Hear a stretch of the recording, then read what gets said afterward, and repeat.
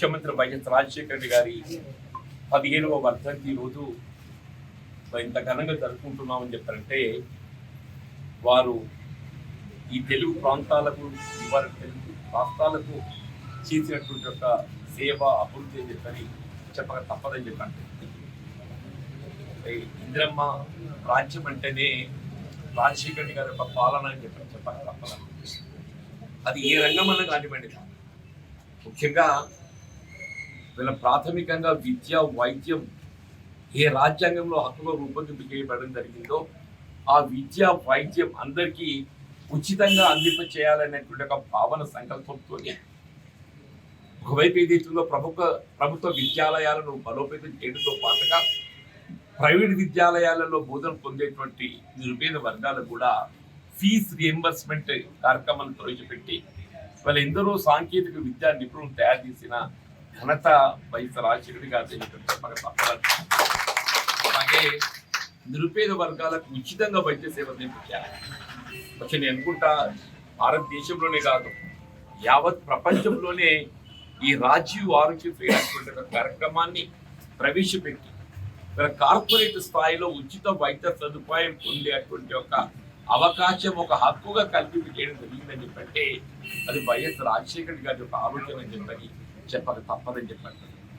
ఈ విధంగా విద్య వైద్యం అనే కాకుండా రాష్ట్ర పురోభివృద్ధి కొరకు వృధా పోతున్నటువంటి సాగునీటి జలాలను మళ్ళీ చేసి తెలంగాణ ప్రాంతం అంటే ఏదైతుందో ఎగువ ప్రాంతం అటువంటి ఒక తెలంగాణ ప్రాంతాన్ని సస్యశ్యామలం చేయాలనేటువంటి ఒక భావనతోనే ప్రాణహిత చేవెళ్ళ ప్రాజెక్ట్ రూపొందించి చేసి అందులో భాగంగా ఆనాడే ఇల్లంపల్లి ప్రాజెక్ట్ నిర్మాణం చేయడం జరిగిందని చెప్పారు. ఆ ఇల్లంపల్లి ప్రాజెక్ట్ నిర్మాణం చేయడంతో ఇవాళ ఏదైతుందో యావత్ తెలంగాణ ప్రాంతానికి కావాల్సినటువంటి సాగునీటి జలాలను మళ్లింపు చేసేటువంటి ఒక అవకాశంతో పాటుగా హైదరాబాద్ నగర దాహార్తిని తీర్చడం, అట్లాగే పారిశ్రామికంగా నీటి జలాలు అందింపజేసేటువంటి ఒక అవకాశాన్ని కూడా సఫలీకృతం చేసింది ఆనాడు వైఎస్ రాజశేఖర గారి యొక్క పాలన అని చెప్పక తప్పని చెప్పంటున్నాం. ఆయన పంచే కట్టుల్లోనే ఒక రైతు వృత్తి భవించబడి ఉంటుందని మనం 2004కి పూర్వం ఏదైతుందో రైతు ఉత్పాదన ఎంతున్నా కానీ మద్దతు ధర పొందడం అనేది అదొక సమస్యగా ఉంటుండే. అటువంటి రైతాంగానికి మరి మద్దతు ధర కల్పింప చేయటం ఒక హక్కుగా చెప్పంటుండేది. ఇలా గ్రామీణ ప్రాంతంలో ధాన్యం సేకరణ కేంద్రాలు ఏర్పాటు చేసి కల్లంకాడ భర్త జోకేటట్టు అని చెప్పంటున్నాం. మనకు అరతి లేదు, హమాలి లేదు, రవాణా ఛార్జీ లేదు, తప్ప లేదు, తాలు లేదు, ధూళి లేదు, ఏది లేకుంటే ఏదైతుందో రైతాంగానికి అండగా నిలిచి వాళ్ళు ఏదైతుందో మద్దతు ధర కల్పింప చేయటం మరి రాజశేఖర గారి యొక్క పాలన మనకు నిదర్శనం అని చెప్పక తప్పదని చెప్పంటున్నాం. ఆనాడు యూపీఏ 1 మన్మోహన్ సింగ్ గారు, సోనియా గాంధీ గారి యొక్క ఆలోచనకు అనుగుణంగా యావత్ భారతదేశంలో రుణమాఫీ కార్యక్రమాన్ని అమలు చేస్తే ఇలా మాఫీ చేయబడ్డటువంటి రైతుతో పాటుగా సకాలంలో అప్పు చెల్లించిన రైతాంగానికి 5,000 రూపాయల ప్రోత్సాహం కేవలం తెలంగాణ ఆంధ్రప్రదేశ్ రాష్ట్రంలో మాత్రమే అమలు చేయడం జరిగిందని చెప్పంటున్నాం. యావత్ భారతదేశమంతా ఏదైతుందో ఏకమొత్తంగా 1,00,000 రూపాయల వరకు రుణమాఫీ చేసే కార్యక్రమాన్ని కేంద్ర ప్రభుత్వం అమలు చేస్తే ఉమ్మడి ఆంధ్రప్రదేశ్ రాష్ట్రంలో సకాలంలో అప్పు చెల్లించిన రైతు కూడా నిరుత్సాహపడకూడదనే భావనతోని 5,000 రూపాయల ప్రోత్సాహం కల్పించడం జరిగిందని చెప్పండి. దాంతో పాటుగా మరి నిజంగా ఒక్కొక్క ఆలోచన వారి యొక్క కార్యక్రమాలు చూస్తుంటే ఎప్పటికప్పుడు విత్తనం ధర పెరిగిపోతుంటుంది. మాన్సూన్తో పత్తి విత్తనం ధర ఏదైతుందో దాన్ని తగ్గింపు చేయడం జరిగిందని చెప్పండి.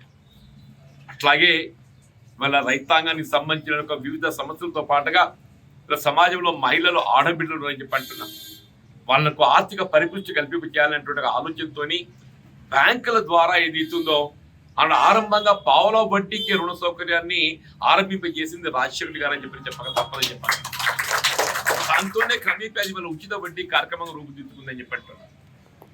దాంతో పాటుగా మహిళా స్వావలంబన, మహిళలకు అండగా నిలవాలని చెప్పే భావనతో ఇప్పుడే మిత్రులు పేర్కొన్నట్టు పెన్షన్ కార్యక్రమం ఏదైతే మనం 75 నుండి 200 చేయడం జరిగిందో అట్లాగే 500 రూపాయల అభయహస్తం కార్యక్రమాన్ని కూడా ఆరంభించిందని చెప్పంటున్నాం. అభయహస్తం అనేది కూడా ఆనాడు ఆరంభించింది. ఇవాళ కూడా ఇంకా మరి పూర్తి స్థాయి లోపల కార్యరూపం పొందలేకపోతున్నాం అని చెప్పని చెప్పక తప్పదని చెప్పంటున్నాం. మరి తెలంగాణ రాష్ట్రం ఏర్పడ్డ తదుపరి మిగులు రాష్ట్రంగా ఏర్పడ్డ తెలంగాణ రాష్ట్రం ఇవాళ ఏ అభివృద్ధి కార్యక్రమం సంక్షేమ కార్యక్రమం చేయాలన్న అప్పుపై ఆధారపడుతుంది. కానీ ఆనాడు రాజశేఖర రెడ్డి గారు ఏదైతుందో మన నిజంగా కూడా రోషయ్య గారు ఆర్థిక మంత్రి రాజశేఖర రెడ్డి గారి యొక్క చేపట్టినట్టు ఒక అభివృద్ధి కార్యక్రమం సంక్షేమ కార్యక్రమం ఒక్కొక్కరు చూస్తుంటే అది ఏ విధంగా రూపుదిద్దుకుంది, ఏ విధంగా కార్యక్రమం అమలు ఉందని అంటే మన ఆశ్చర్యపోక తప్పదని చెప్పంటుంది. హైదరాబాద్ నగరాన్ని అంతర్జాతీయ నగరంగా రూపుదిద్దడానికి బాట వేసింది రాజశేఖర రెడ్డి గారు అని చెప్పంటుంది. హైదరాబాద్ నగరానికి కీర్తి కిరీటంలా ఏదైతుందో ఔటర్ రింగ్ రోడ్ నిర్మాణాన్ని ఏదైతుందో పూర్తి చేసి తలబెట్టింది రాజశేఖర రెడ్డి గారు అని చెప్పంటున్నా. ఇలా ఔటర్ రింగ్ రోడ్తోనే ఏదైతుందో ఇవాళ హైదరాబాద్ నగరం ఇవాళ అంతర్జాతీయంగా కీర్తి పొందుతుందని చెప్పక తప్పని చెప్పంటున్నా.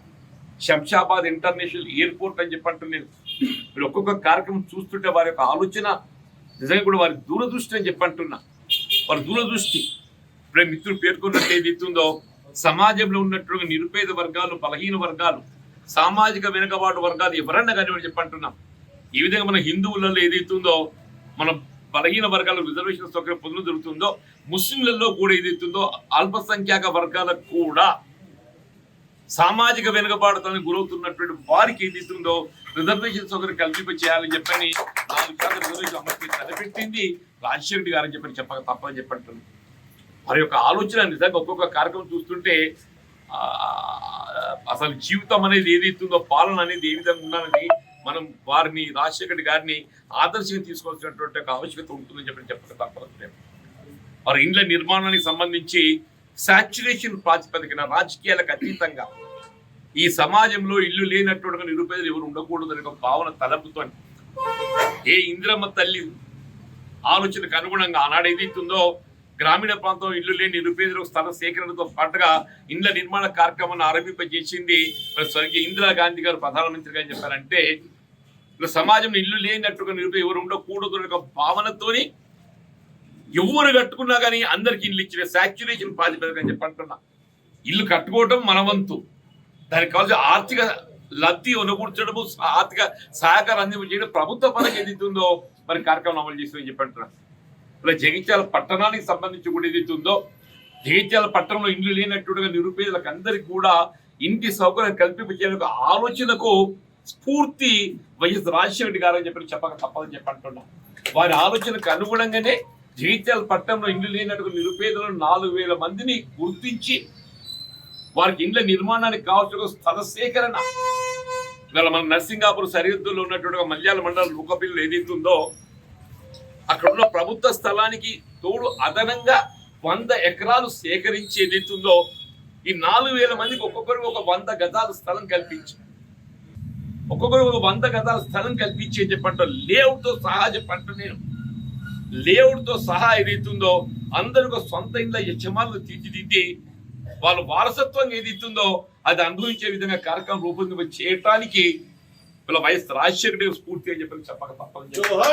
వారి ఆలోచనకు అనుగుణంగానే వీళ్ళ జగిత్యాల పట్టణానికి సంబంధించిన 4,000 ఇళ్ల గృహ నిర్మాణం వీళ్ళ కార్యరూపం దాల్చబోతుందని చెప్పారంటే అది వైఎస్ రాజశేఖర రెడ్డి స్ఫూర్తి అని చెప్పక తప్పదని చెప్పంటే ఇలా జగిత్యాల పట్టణం ఈ స్థాయిలో అభివృద్ధి చెందగలిగింది అని చెప్పంటే మరి అన్నాడు రాజశేఖర రెడ్డి గారు నాకు మరి శాసనసభ్యుడిగా ఏదైతుందో ఉన్ననాడు వారి మంత్రివర్గంలో అవకాశం కల్పించడము ఇలా జగిత్యాల పట్టణం తెలంగాణ ఇవాళ తెలంగాణ రాష్ట్రం కాదు అండ్ ఉమ్మడి ఆంధ్రప్రదేశ్ రాష్ట్రంలోనే ఇది ఒక అభివృద్ధి చెందినటువంటి ఒక ఆదర్శవంతమైన నియోజకవర్గం తీర్చిదిద్దే అవకాశం నాకు కల్పించడం జరిగిందని చెప్పండి.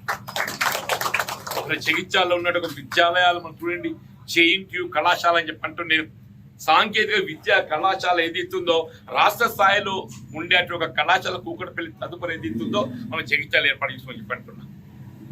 వ్యవసాయ విద్యా కళాశాల రాజేంద్ర నగర్ తర్వాత ఏదైతుందో ఏర్పాటు చేయగలిగే అవకాశం ఉన్నటువంటి ఒక వ్యవసాయ విద్యా కళాశాలను మనం జగిత్యాల ఏర్పాటు చేసుకోమని చెప్పంటున్నాను. పేరు NAC శిక్షణ సంస్థ నిరుద్యోగ యువతకు ఏదైతుందో ఉపాధి కల్పన తోడ్పడేటువంటి ఒక NAC శిక్షణ సంస్థ ఏదైతుందో యావత్ తెలంగాణ ప్రాంతానికి రీజనల్ సెంటర్ జగిత్యాలు ఏర్పాటు చేసుకున్నటువంటి అవకాశం మన వైఎస్ రాజశేఖర గారి ద్వారా లభించిందని చెప్పి చెప్పక తప్పని చెప్పంటున్నా. ఇవాళ జగిత్యాల ఈ స్థాయిలో అభివృద్ధి చెందగలిగింది అంటే ఈ రోడ్ల నిర్మాణం చెప్పంటున్నాను. ఇలా బైపాస్ రోడ్డే కానీ ఔటర్ రింగ్ రోడే కానీ గ్రామానికి ఏదైతుందో రోడ్డు సౌకర్యాలు ఏర్పాటు చేసుకోగలిగింది చెప్పంటే అది వైఎస్ రాజశేఖర గారి యొక్క ఆలోచన విధానం, వారు చూపెట్టినటువంటి ఒక స్ఫూర్తి, వారి యొక్క సహకారంతో చేయగలని చెప్పండి. ఇప్పుడే మిత్రులు అన్నట్టు ఏదైతుందో జగిత్యాల పట్టణం మొత్తం ఉమ్మడి రాష్ట్రంలో ఏదైతుందో 200 రూపాయలకి నల్లా సౌకర్యం కల్పించేసే విధంగా జగిత్యాల పట్టణానికి అవకాశం కల్పించేసి రాజశేఖర్ గారు చెప్పండి. అసలు మీరు ఏ మిషన్ భగీరథ అని చెప్పని అంటున్నారో ఈ మిషన్ భగీరథకు పూర్వం చెప్పంటున్నాం. ఏ హౌస్ హోల్డే కానీ 200 రూపాయలు చెల్లిస్తేనే ఏదైతుందో ఆ ఇంటికి నల్లా సౌకర్యం కల్పించే అవకాశాన్ని మన నాన్న కల్పించేసిన చెప్పండి. నాడు పల్లెపాట సందర్భంగా వైఎస్ రాజశేఖర్ గారు జగిత్యాల పట్టణాన్ని సందర్శించిన సందర్భంగా మిత్రుడు భూషణం గారు చైర్మన్ గా ఉంటారు. వారు ఏదైతుందో అప్పుడు మనం 25 కోట్ల ఎంతో చెప్తాం 25 కోట్లు అని చెప్పండి.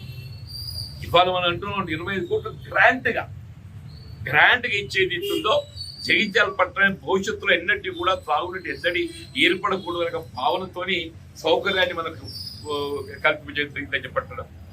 అటువంటి ఒక మహాన్ నాయకుడి వల్ల మన మధ్యలో లేకపోవచ్చు కాక వారి యొక్క ఆలోచన వారి యొక్క స్ఫూర్తితో ఏదైతుందో మన ప్రజా జీవితంలో ఏ స్థాయిలో ఉన్నాకని చెప్పండి. ప్రజా జీవితంలో ఏ స్థాయిలో ఉన్నాకని ఏదైతుందో మన ప్రజాసేవకు అంకితమై రాజశేఖర్ గారిని ఆదర్శంగా తీసుకొని నిజమైనటువంటి ఇందిరమ పాలన అని చెప్పంటే రాజశేఖర్ గారి యొక్క పాలన అని చెప్పక తప్పదని చెప్పంటున్నా. అటువంటి యొక్క మహానాయకుడు యొక్క యువతకు స్ఫూర్తి అని చెప్పంటున్నా. యువతకు స్ఫూర్తి నిరుపేద వర్గాలకు దళితులకు అని చెప్పంటున్నా. బలహీన వర్గాలకు చెప్పంటున్నా. మహిళల ఆడబిడ్డలకు చెప్పంటున్నా. నేను అల్పసంఖ్యాక వర్గాలకు అని చెప్పడం ఏ వర్గమే కానివ్వని చెప్పంటున్నా. నేను అటువంటి ఒక మహానాయకుడిని మరి ఆదర్శంగా తీసుకొని వాస్తవంగా దేవుడు మరి అప్పుడప్పుడు వారు చేసేటువంటి ఒక కర్మ సిద్ధాంతం నమ్ముకోవాలని చెప్పి అందుకే అంత మంచి నాయకుడిని ఏదైతుందో అప్పుడు ఇట్లే వర్షాలు అతిగా ముసుర్లు అయినప్పటికీ కూడా ఏమాత్రం చెల్లించకుండా వారు ప్రకటించిన ఒక రచ్చబండ కార్యక్రమంలో పాల్గొనాలి. ఇలా ప్రజలతో మమేకం కావాలి. ప్రజా సమస్యలు తెలుసుకుని వాటి పరిష్కారం పాటుపడడానికి భావనతో ఏదైతుందో చేపల హెలికాప్టర్ లేవడానికి కొరకు కూడా ఇబ్బంది ఉన్నా ఏదైనా కానీ నేను ప్రజలకు వారి యొక్క సమస్యలు తెలుసుకోవడానికి కొరకు ఏదైతుందో నేను ప్రోగ్రామ్ ఫిక్సప్ చేసుకున్నా. నేను తప్పనిసరిగా ప్రయాణం చేయాలి. తప్పనిసరిగా నేను ఆ రచ్చబండ కార్యక్రమంలో పాల్గొనాలనేటువంటి ఒక భావనతో వారు పోయి అసలు మనకు భౌతికంగా వారు దూరమైందని చెప్పండి. కానీ వారి ఆలోచన మనలో జీర్ణింపజేసింది చెప్పంటారు. అసలు ఏ ప్రాంతం అని చెప్పాను కాకుండా ఇప్పుడే మిత్రులు అన్నట్టు ఏదైతుందో ఇవాళ ఉమ్మడి రాష్ట్రంలో ఆంధ్రప్రదేశ్ ముఖ్యమంత్రిగా ఉండి ఇలా తెలంగాణ రాష్ట్రం గురించి ఆలోచింపచేసి ఇలా ఉచిత విద్యుత్ కార్యక్రమాన్ని అమలు చేయడం జరిగిందని చెప్పంటే దాంతో ప్రధానమైనటువంటి ఒక లబ్ధి మన తెలంగాణ రైతాంగం అనుకుంటుంది.